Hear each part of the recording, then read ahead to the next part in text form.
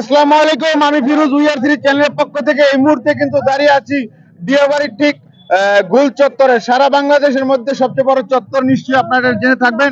এইখানে আব্দুল ভাইয়ের নেতৃত্বে, আব্দুল নেতার নেতৃত্বে বিশাল এক জমায়েত কিন্তু ইতিপূর্বে হয়ে গেছে, জনসমুদ্র। আমরা আপনাদেরকে দেখাবো এবং চেষ্টা করবো আব্দুল ভাইয়ের সাথে একটু কথা বলার জন্য। একটু আসি, একটু ক্যামেরাম্যান আসি, এদিকে আসি। নেতা খুব ব্যস্ত। ভাই সালাম আলাইকুম, কেমন আছেন?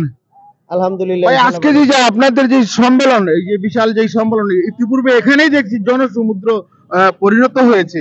এই যে আপনাদের যে 31 দফা দাবি, এই দাবিটার ব্যাপারে যদি একটু বলতেন।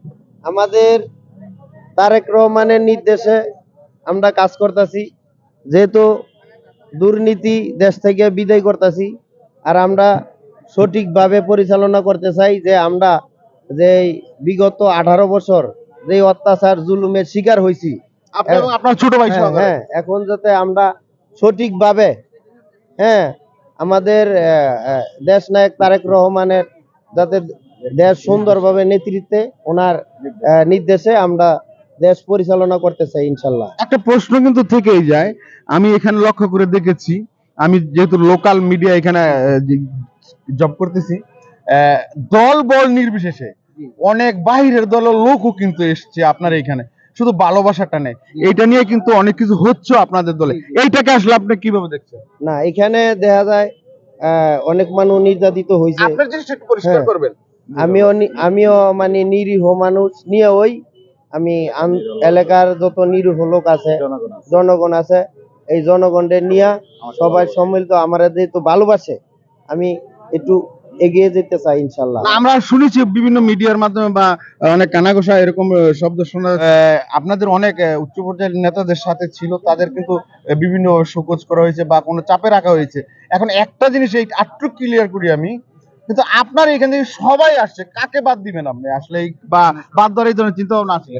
আসলে এলাকার নিরীহ জনগণ, বিএনপির অঙ্গ সংগঠন নিয়ে আমরা পরিচালনা করতেছি। আপনি বলতে চাচ্ছেন তৃণমূলের সবাই আপনার? জি জি জি জি জি ইনশাল্লাহ।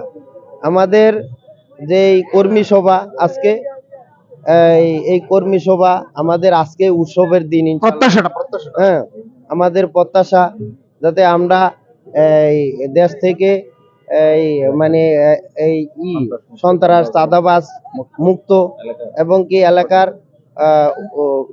জনগণ যেটা চায় ইনশাল্লাহ আমি সেটা করব। আমি কিন্তু গোপনে অনেক চা স্টল থেকে শুরু করে মুরব্বীরা যেখানে বসে, তারা সবাই কিন্তু এরকম আপনাকে নিয়ে কিন্তু গবেষণা করে এবং আলোচনা করে। তারা কিন্তু অনেক বিভিন্ন দলের, বাট কিন্তু আপনার নিয়ে আলোচনা করে। তাদের প্রত্যাশা হচ্ছে এটা, এই যে বিশেষ করে চাঁদা, সন্ত্রাস, বা আপনার এই যে আছে এরকম অনেক ময়লা টয়লা, মাদক টাদক, এইসব জিনিস নিয়ে কিন্তু একটা সিন্ডিকেট তৈরি হয়। আপনার অবস্থানটা একটু যদি পরিষ্কার করেন। আসলে এগুলা যারা করে এদের পক্ষে নামি আমরা এখনো দেখি আওয়ামী লীগের সন্ত্রাস চাঁদাবাজি এরাই করতেছে।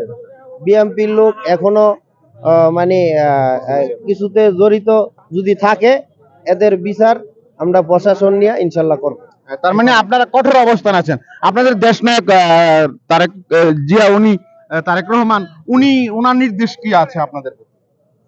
আমাদের তারেক রহমানের ওনার নির্দেশে আমরা সবাই ঐক্যবদ্ধ হয়ে দেশ পরিচালনা করার জন্য আমরা ঐক্যবদ্ধ থাকবো ইনশাআল্লাহ। ধন্যবাদ আপনাকে। আমাদের চ্যানেলের পক্ষ থেকে আপনার দীর্ঘায়ু কামনা করছি এবং আপনি যাতে যথাযথ সফল হন। ধন্যবাদ। আসসালামু আলাইকুম।